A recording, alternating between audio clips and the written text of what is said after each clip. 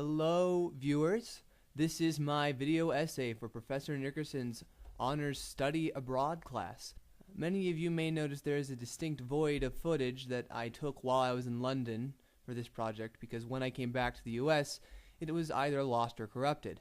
It's a little setback, but I know we together can power through it.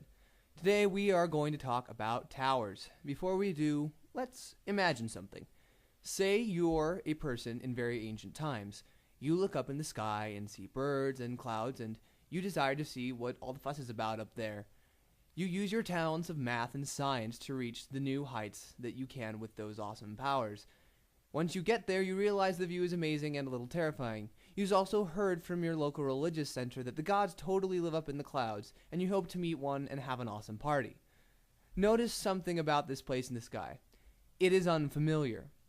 It's like a different plane of sorts. What I'm getting at here is that towers are portals to different spaces, and also to different mindsets. We take height for granted with the multitude of skyscrapers and helicopters in our modern world, but the basic idea of getting up in the sky, where people typically don't exist, is achieved through the use of towers as portals, specifically to get you to a universally foreign space. Think of the Tower of Babel and its attempt to ascend to heaven. Better yet, think of wormholes and the idea of traveling between two states of space. You might think of towers as shorter, non-high-tech wormholes to the sky in terms of the ideology that they represent. Today we're going to talk about 4 towers in London in respect to the idea of making the foreign and making it unforeign, and what you can do with the space you've reached with that portal. They will be the Campanile Bell Tower from the Westminster Cathedral, Big Ben, the Tower Bridge, and 30 St. Mary Axe, also known as the Gherkin. The Campanile Bell Tower may be most recognized for those of you that seen Hitchcock's Foreign Correspondent, where it was a featured landmark and a site of attempted murder. The whole cathedral was consecrated upon 1910 and is the mother church of England's Catholic faith. The bell itself, Edward, was named after St. Edward the Confessor and was a gift of the Duchess of Norfolk, also on 1910. What's cool about the bell being placed in this high space is it shows the use of tower as a space of a transmitter. The bell transmits more than a sound here. It's a signal of faith. The bell tower goes along with the multiple people living under the same God.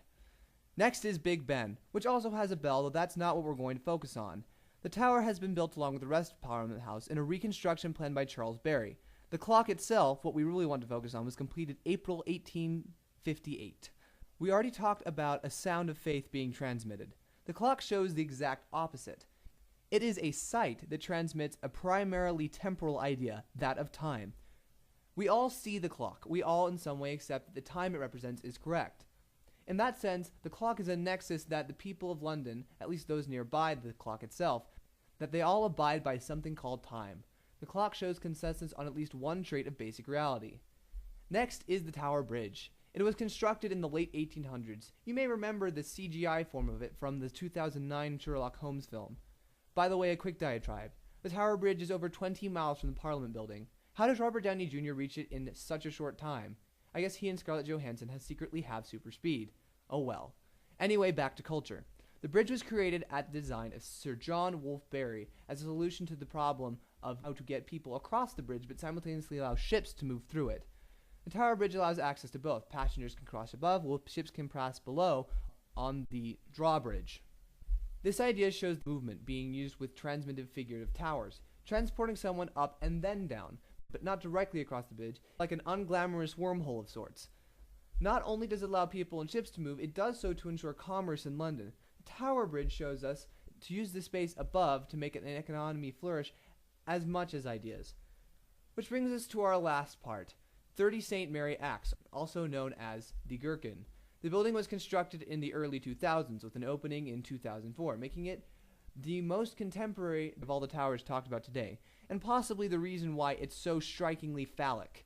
The Gherkin shows my final point on the evolution of towers. It transmits more than faith or ideas or even efficiency. It transmits us. It transmits people. In the Gherkin are multiple office buildings and multiple studios, where many people will spend a large amount of their time working. That will probably add up to a hefty portion of their lives once you calculate the total time together. The Gherkin is a prime example of how life itself is being taken up into spaces the towers can reach. Who knows? Maybe life will begin and end in towers someday as well. This has been Timothy Maurice on British Architecture. Thank you for tuning in.